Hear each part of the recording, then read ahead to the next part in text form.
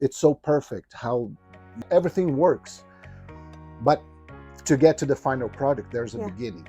If you remember the first days compared to today, how would you divide the phases when you compare, Royal Vista Southwest, how it was and how it is today? What would be the evolution that you see in major phases in this process? We have to run our business based on efficiency.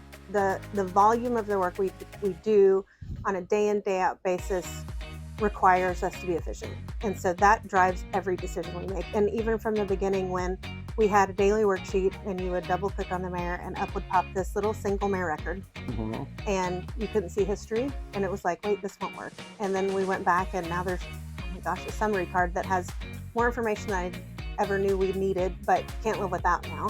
And so efficiency has been it. So as we now are doing TVAs, that requires its own space, its own set of informative processes and sheets and data that allows us to make good decisions.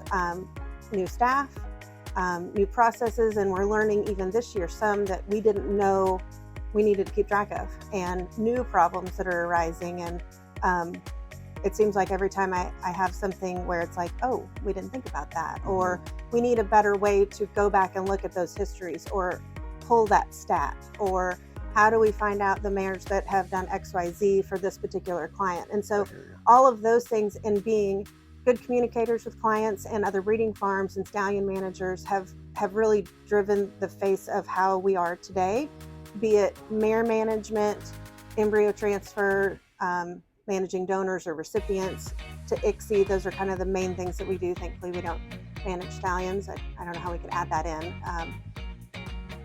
And going all the way to the foaling and taking care of foals on the other side of things. And so each specific step of what we do has its own unique face to how we manage that, the forms that they use, the sheets that they use, the places in wise option they touch, what formulators they send for pregnancies, versus now we're using the SMS feature to do authorizations for things, which is great.